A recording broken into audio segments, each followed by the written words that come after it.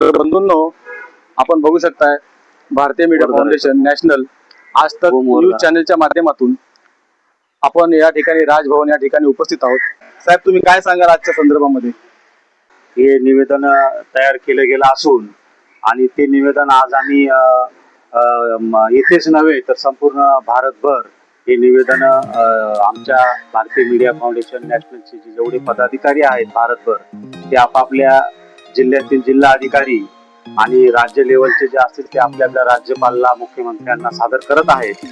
त्या अनुषंगाने मी पण महाराष्ट्र राज्याचा मुख्य प्रशासक व दिल्ली कमिटीचा संयुक्त राष्ट्रीय अध्यक्ष या नात्याने आम्ही सुद्धा राज्यपाल महाराष्ट्राचे यांना हे निवेदन सादर केलेलं आहे.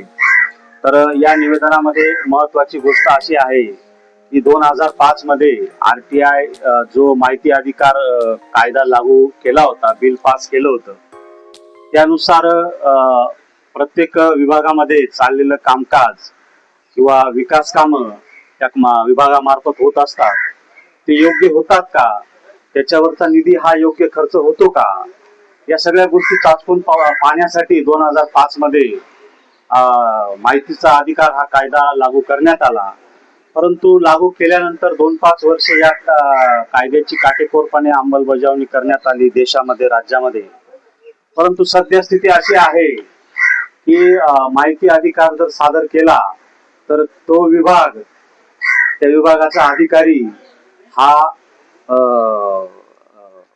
नको ते उत्तर देणं किंवा त्या माहिती अधिकार कार्यकर्त्याला धमकी देणं की असं होईल तसं होईल आणि ब क पर्यंत सुद्धा माहिती मिळत नाही. आणि ज्या वेळेस खंडपीठात माहिती मागायला गेल्यानंतर आयुक्त सुद्धा गंभीरतानं घेता उडवाउडीची उत्तरं देतात की तुमचं तुम्ही बघा, माहिती अधिकाराचं तुम्ही कशाला दिला, याचं काय होईल आणि पुढं काय करायचं, या सगळ्या गोष्टी सुद्धा आयुक्त सुद्धा गंभीरतेने घेत नाही.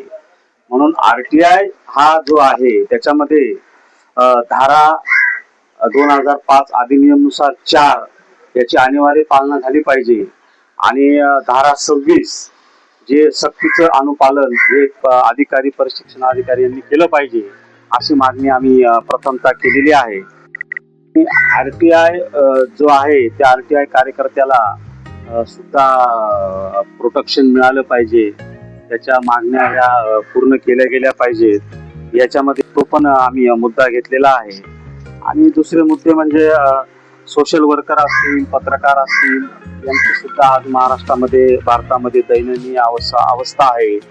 आज सर्व देशातील सर्व राजकीय पुढारी, केंद्रातले नेते सुद्धा म्हणतात की पत्रकार हा चौथा स्तंभ आहे आणि त्या चौथ्या स्तंभाला जर न्याय मिळत नसेल, त्याच्यावर जर अन्याय होत असेल तर मग तुम्ही चौथा स्तंभ का म्हणून म्हणतात? आणि खरं तर हा देश पत्रकारांच्या जीवावर चाललेला आहे. नेत्यांना सुद्धा, सरकारला सुद्धा आम्हीच आरसा दाखवतो की समाजात तुमचे विकास कामं कशी चाललेली आहेत, जनतेला काय गरज आहे, हे आम्ही आमच्या चॅनलद्वारे, आमच्या पत्रकारितेद्वारे तुमच्यापर्यंत पोहोचवतो. आणि तुम्ही जे विकास योजनांच्या घोषणा करतात जनतेसाठी, त्या घोषणांची अंमलबजावणी किंवा तुम्ही केलेल्या घोषणा सुद्धा आम्ही मीडियाद्वारे, आमच्या पत्रकारांच्या लेखणीद्वारे आम्ही जनतेपर्यंत पोहोचवतो. मग आम्ही जर महत्वाचा दुवा असतो तर मग ह्या दुव्याला जर तुम्ही असं पायंदळी किंवा त्याला कुठलंही गांभीर्यता घेत नसाल तर हा चौथा स्तंभ कसा म्हणायचा आणि आम्ही कसं स्वतःला संरक्षित समजायचं? या सगळ्या गोष्टी आम्ही बऱ्याचदा राज्यपालांपुढे ठेवलेल्या आहेत. संरक्षण कायदा जो आहे तो का लागू होत नाही, त्याची अंमलबजावणी का होत नाही, हे सगळं आम्ही सांगून सुद्धा याच्याकडे दुर्लक्ष केलं जात आहे. म्हणून आज हे आम्ही देशाच्या प्रथम नागरिक महामहिम राष्ट्रपती द्रौपदी मुर्मू यांच्या पुढे हे निवेदन सादर केलेलं आहे. या निवेदनानुसार आम्हाला जर योग्य न्याय मिळत नसेल तर लवकरच राष्ट्रीय कमिटी आम्ही बसून दिशा निर्देश ठरवून आणि आंदोलित पण होऊ. आपण इशारा मी इथे सन्माननीय राज्यपाल असतील, देशाच्या प्रथम नागरिक महामहिम राष्ट्रपती असतील, यांना आम्ही इथून देत आहोत. आणि मूलभूत गरजा या 5 गोष्टींसाठी आजही तो सर्वसाधारण नागरिक जर रडत असेल तर मग तुम्ही सत्तेवर बसून, खुर्च्यांवर बसून उपयोग काय आम्हाला त्याचा, असा प्रश्न हा देशाला पडलेला आहे. महाराष्ट्राला पडलेला आहे, तो आम्हाला सुद्धा पडलेला आहे, कारण की आम्ही सुद्धा या देशाचे नागरिक आहोत. नंतर बाकीचा विषय येतो. त्याच्यामुळे आमच्या मागण्या या रास्तशीर असून सन्माननीय राष्ट्रपती महोदय, राज्यपाल महोदयांनी घेऊन त्याची अंमलबजावणी करावी असं मी इथे निश्चित करतो. आणि माझ्यासोबत मुंबईचे आमचे परिवहन फोरम कमिटीचे प्रदेशाध्यक्ष चेअरमन किशोरजी लोंढे दिवाने, त्याच्यानंतर अहिल्यानगर जिल्ह्याचे अकोले तालुक्याचे युथ कमिटीचे तालुका अध्यक्ष रोहिदास लहामगे हे सुद्धा इथे उपस्थित आहेत. आणि आमचे सन्माननीय संस्थापक अध्यक्ष BK बिंदुसारजी यांच्या निर्देशानुसार हे काम चाललेलं आहे. हा वटवृक्ष देशभर आपलं आकार घेत आहे आणि सर्वसामान्य गोरगरीब जनता, RTI कार्यकर्ते, पत्रकार यांना न्याय देण्याचं काम आमचे संस्थापक अध्यक्ष बिंदुसारजी यांनी हातात घेतलेलं आहे. ते पूर्णत्वाकडे आम्ही नेऊ असं मी इथे त्यांना विश्वासित करतो आणि माझे 2 शब्द संपवतो. जय हिंद, जय महाराष्ट्र, जय भारत, जय भारती मीडिया फाउंडेशन. अगदी बरोबर आहे. आपण बघितलं असेल की आत्ताच राजेंद्र वाघ सरांनी माहिती दिलेली आहे.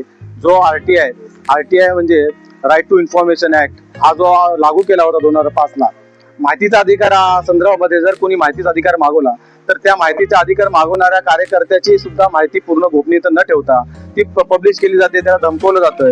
या सगळ्या गोष्टी असतील, कलम 4 असेल, कलम 26 असेल, ज्या माहिती अधिकाऱ्याला जे नियम दिलेले आहेत त्या नियमाप्रमाणे तो बिलकुल काम करत नाहीये. त्याची तक्रार दिल्यानंतर सुद्धा त्यावर तोडगा निघत नाही. प्रथम अपील मध्ये गेल्यानंतर सुद्धा व्यवस्थितरित्या काम होत नाही. आणि द्वितीय अपीलला जर माणूस व्यक्ती गेला तर त्या तुम्हाला माहिती आहे की त्या गोष्टीला वर्षानुवर्ष निघून जातात, परंतु त्या काही गोष्टी होत नाही. पारदर्शकता ही सर्व ठिकाणी ठेवली पाहिजे. म्हणून हा RTIचा कायदा जर आपण इथे सरकारच्या माध्यमातून मान्य करण्यात आला होता आणि तो जर अंमलबजावणी जर होत नसेल तर त्या RTIच्या ऍक्टचा कोणत्या प्रकारे उपयोग होत नाही. त्या संदर्भामध्ये भारतीय मीडिया फाउंडेशन एक चांगल्या पद्धतीने लढा उभारत आहे. त्या मागण्या जर मान्य झाल्या नाहीत आणि GR आल्यानंतर सुद्धा जर त्या GRचा उपयोग किंवा GRची जर अंमलबजावणी होत नसेल तर कुठेतरी भारतीय मीडिया फाउंडेशनच्या माध्यमातून तुम्हाला काही दिवसानंतर आंदोलन किंवा उपोषण करताना दिसत असेल. मी किशोर लोंढे, माझ्यासोबत धर्मेंद्र ठाकूर कॅमेरामॅन. धन्यवाद. जय भीम, जय महाराष्ट्र, जय भारतीय मीडिया फाउंडेशन.